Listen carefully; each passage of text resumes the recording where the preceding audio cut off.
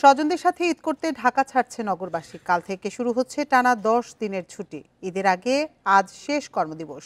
এই ঈদে জামা জুতো অ্যাকসেসরিজের ডিসকাউন্ট। রাজধানীর গাবতলী, মহাখালী, কল্যাণপুর সহ বিভিন্ন বাস টার্মিনালে রয়েছে যাত্রীদের চাপ। বেলা বাড়ার সাথে সাথে বাড়ছে যাত্রী সংখ্যাও।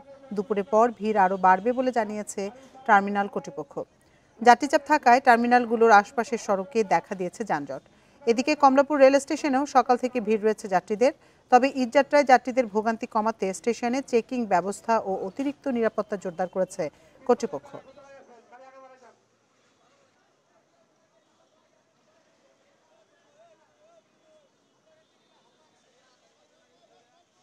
বাড়িতে যাচ্ছি, খুব আনন্দ লাগছে, ভালো লাগছে। জ্যাম হলেও ভালো লাগছে।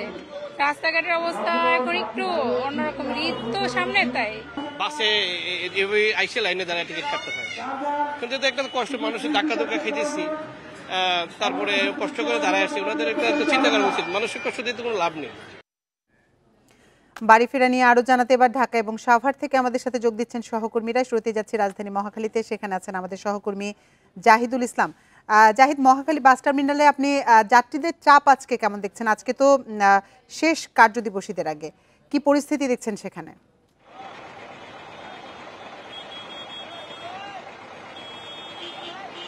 আচ্ছা, আজকে যেহেতু কর্মদিবস আজকে শেষ, সেক্ষেত্রে আজকে কিন্তু যাত্রীদের একটি চাপ লক্ষ্য করা যাচ্ছে এবং মহাখালী টার্মিনালেও অনেক যাত্রী রয়েছেন এবং তারা সবাই বাড়িতে যাবেন ঈদ উপলক্ষে। সেক্ষেত্রে তারা কিন্তু ভিড় করছেন এই বাস স্ট্যান্ডে এবং আমরা সকাল থেকে দেখতে পেয়েছি যে মানুষের কিন্তু প্রচণ্ড ভিড় রয়েছে মহাখালী বাস স্ট্যান্ডে এবং 10 মিনিট পর পর কিন্তু এক একটি গাড়ি মহাখালী স্ট্যান্ড থেকে ছেড়ে যাচ্ছে এবং এই যারা যাত্রীরা বাড়িতে যাচ্ছেন তারা কিন্তু সকাল থেকেই মহাখালী টার্মিনালে টিকিট কাউন্টারগুলোতে ভিড় করেছেন। যারা আগে একটি কথা জানিয়ে রাখতে চাই, যেটি হচ্ছে মহাখালী টার্মিনাল থেকে যে বাসগুলো যাচ্ছে আগে থেকে টিকিট করে রাখার ব্যবস্থা ছিল না, যেই কারণে এখানে যারা আসছেন তারা এই সাথে সাথে টিকিট ক্রয় করে সে বাসে উঠে যাচ্ছেন এবং এই বাসে উঠে যাওয়ার ক্ষেত্রে তারা কিন্তু আমাদের কাছে অভিযোগ করেছেন যে আসলে এই মহাখালী স্ট্যান্ডে যেই বাসগুলো আসলে যাচ্ছে ঢাকা ময়মনসিংহ রুটে, সেই বাসগুলো কিন্তু আসলে ইনস্ট্যান্ট যাত্রী নেওয়ার কারণে আসলে অনেক যাত্রী যেতে পারছেন না এবং সীমিত পরিসরে গাড়ি থাকার কারণে আসলে তাদেরকে সমস্যা হচ্ছে। এবং আরেকটি বিষয়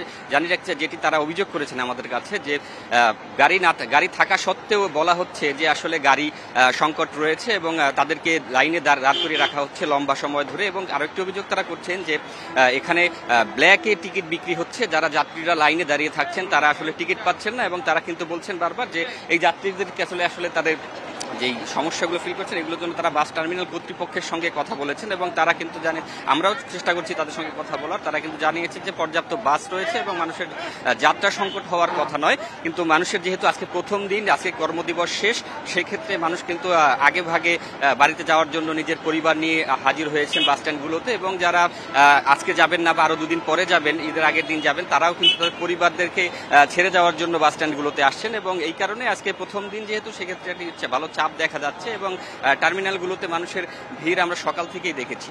এবং আরেকটি বিষয় যদি জানিয়েছি, আমরা প্রশাসনের সঙ্গেও কথা বলেছি, তারা কিন্তু আমাদেরকে জানিয়েছেন যে এই বাস স্ট্যান্ডে যত বাস রয়েছে এগুলোকে আগে নির্দেশনা দেওয়া হয়েছে তারা যেন রাস্তা ভিড় না করেন এবং কোনোভাবেই যেন রাস্তা বন্ধ করা না হয়। তবে আমরা সকাল থেকেই দেখেছি রাস্তায় কিন্তু প্রচণ্ড জ্যাম রয়েছে এবং মহাখালীর আশপাশ চারদিক থেকেই কিন্তু প্রচণ্ড চাপ রয়েছে এবং গাড়ির এই চাপের কারণেই মহাখালী স্ট্যান্ড থেকে যে গাড়িগুলো বাইরের দিকে বেরিয়ে যাচ্ছে সেগুলো ঠিক সময় মতো আসলে যেতে পারছে না, কিন্তু কাউন্টার থেকে জন্য বারবার নির্দেশনা দেওয়া হচ্ছে যে রাস্তায় কোনো গাড়ি যেন দাঁড়িয়ে না থাকে এবং এই গাড়িগুলো যেন সমান্তরালভাবে যেতে পারে, সেটি বারবার পুলিশের পক্ষ থেকেও নিশ্চিত করার চেষ্টা করা হচ্ছে এবং তারা বারবার কিন্তু বাস চালকদেরকে বলছেন যে আসলে কোনো বাস যেন রাস্তায় দাঁড়িয়ে রাখা না হয় এবং এই যাত্রীরা যারা যেতে চাচ্ছেন বাড়ির সাথেই থাকুন। এবার আমরা যেতে চাই আমাদের সহকর্মী সাভারে আছেন রুবেল আহমেদ, তার কাছে।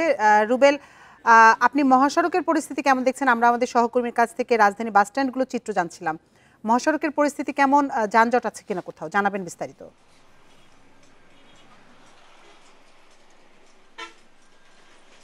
দেখুন, আমি এই মুহূর্তে আছি সাভারের নবীনগর চন্দ্রা মহাসড়ক। এই সড়কটি দিয়ে রাজধানীর গাবতলী থেকে ছেড়ে আসা যানবাহনগুলো যেগুলো উত্তরবঙ্গে যাওয়ার চেষ্টা করে গাজীপুরের চন্দ্রা হয়ে, তারা কিন্তু এই সড়কটি ব্যবহার করে যায়। সকাল থেকে আমরা এই সড়কটিতে কোথাও কোনো যানজটের খবর পাইনি, অনেকটা স্বাভাবিক দিনের মতো এই মহাসড়ক দিয়ে আমরা কিন্তু রাজধানী থেকে যে যানবাহনগুলো ছেড়ে আসছে গাজীপুরের চন্দ্রা হয়ে, তারা কিন্তু অনেকটা নির্বিঘ্নভাবে কিন্তু স্ব গন্তব্যে যেতে পারছে। এবং আপনি জানেন যে সাভার একটি শিল্প অধ্যুষিত এলাকা, এই শিল্প অধ্যুষিত এলাকাতে আজকে বিকাল থেকে সাভার শিল্পাঞ্চলের যে শিল্প কারখানা, পোশাক কারখানাগুলো রয়েছে সেগুলোতে কিন্তু ঈদের ছুটি শুরু হবে, যার ফলে ধারণা করা হচ্ছে এই সাভার আশুলিয়ার যে দুটি মহাসড়ক রয়েছে নবীনগর চন্দ্রা এবং ঢাকা রিচা, এই দুটি মহাসড়ক দিয়ে বিকালের পর থেকে অর্থাৎ শিল্প কারখানা থেকে যখন কারখানায় যখন ছুটি শুরু হবে তখন থেকে এই দুটি মহাসড়কে অতিরিক্ত যানবাহন এবং ঈদে ঘরমুখ মানুষের কিন্তু একটি চাপ তৈরি হবে। যেহেতু এখন পর্যন্ত সাভার শিল্পাঞ্চলের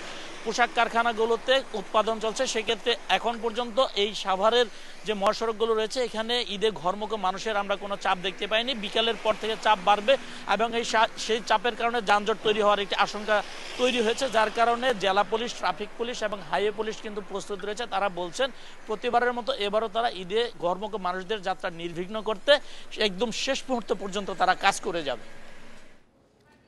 ঢাকা এবং সাভার থেকে সড়ক পরিস্থিতি সবশেষ তথ্য জানাচ্ছিলেন আমাদের সহকর্মীরা।